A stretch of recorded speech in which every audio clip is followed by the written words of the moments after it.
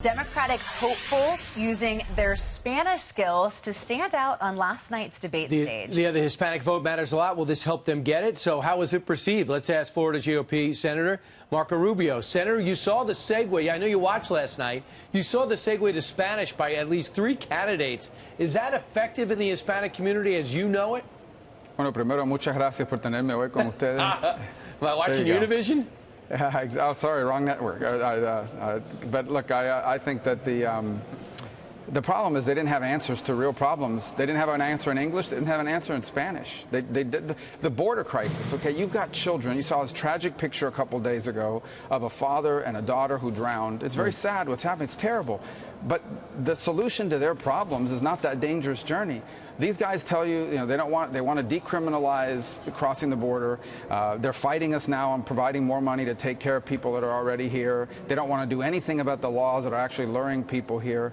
But they don't have any answers for how to fix it. They don't have any answers for how to fix it. They didn't have an answer in English. They don't have an answer in Spanish. And by the way, I find it ironic. They're in Miami having this debate. Not a single question was asked, and not a single candidate tried to interject anything about Latin America, not about Cuba, not about the crisis and terrible tragedy in Venezuela, or the horrible things that are happening in Nicaragua. I think it tells you they just honestly don't care or aren't comfortable talking about those issues. Well, I thought that was enlightening. Well, in the meantime, we're actually looking to the Congress to provide some support and some relief with an emergency spending bill. I know that the House, led by Nancy Pelosi a couple of days ago, passed what's being referred to as a poison pill bill because there's nothing for Republicans or the president in there.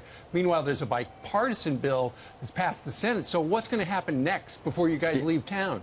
Yeah, I know this is pretty elementary, but in order to make a bill pass, you got to have it pass identical in the House and Senate, and the president will sign it. The only bill that meets that criteria is the bipartisan bill that we passed out of the Senate. Now, understand, we have some people out there in the House and a few in the Senate, a few on that stage last night or tonight, who are basically criticizing the administration for not treating the people and the children who are being held appropriately. But at the same time, they're saying, oh, and by the way, we're not going to give you any more money to treat them better. So it's an incredibly hypocritical position to take. It's reached a point that even the New York Times is writing editorials about how that's an unsustainable position for Democrats. My hope is that the leadership in the House will realize they can't keep caving to these radical left-wing members and finally pass the bill the Senate has sent over to them so we can provide at least the humanitarian funds. But, Senator, obviously we need money for humanitarian efforts, but why isn't Congress doing anything to address the drivers of illegal immigration? Well, I wish we could. I mean, it takes, 60 votes in the Senate. It takes a majority in the House. They're not interested in it. Why For not example, push the fight? asylum laws. Well, we are. We're trying, and we'll try, and we'll keep trying, and we've tried in the past. But in terms of, it's the fundamental challenge that we face when we don't control the House and we don't have enough votes in the Senate to pass this. You're right about 3 things. What are the drivers? Number one, the conditions in these Northern Triangle countries that need to be addressed. It's easy to say, let's just throw more money at it. Those countries over there have capacity problems with what to do with that money. They're having riots right now in Honduras over political instability. They have an election that's not being questioned by some in Guatemala. In El Salvador, they elected a new president, and he's a young guy. Hopefully he can turn things around.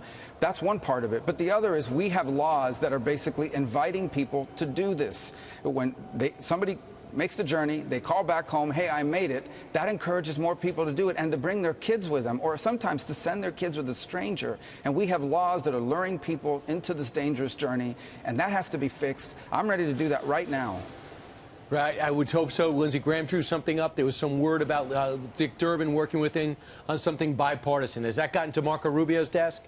Yeah, no, I'll support those changes, and I think it would be great if we can make those changes immediately. The law, the language is out there, and you present it in a bill, but you've got people on that stage last night that not only are against that, they want to actually decriminalize the act of illegally entering the country. So not only do they not want to do that, they actually want to make it even more appealing for people to enter the country illegally. This is not an anti-immigrant thing. We admit 1 million people a year into this country legally and permanently, more than anybody else does. They become permanent residents, and many go on to become citizens.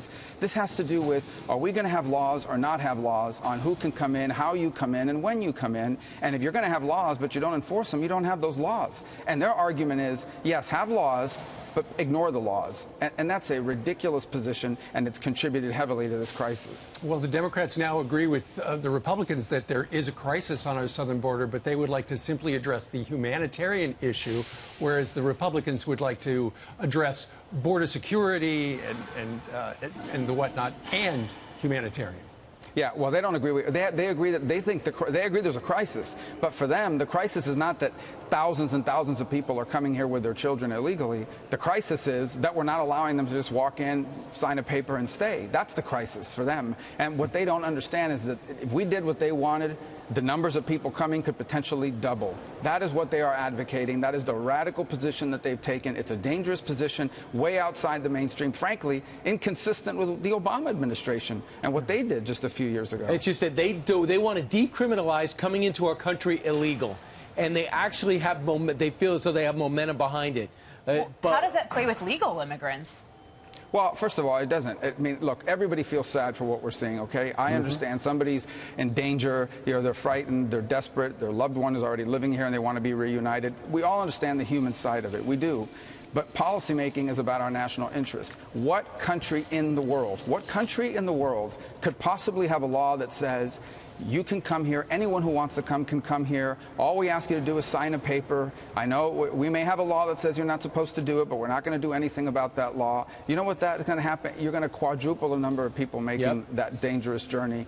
And how is that good for these countries, by the way? How is that good for these people? How could the answer to their problem be undertake a dangerous journey in the hands of human traffickers where you may drown on the way in? How is that the answer to their problem? And they have no answer. You saw last night, they're good at criticizing, but not a single one of them, in either English or Spanish, had a solution on what they would do on day one. All right.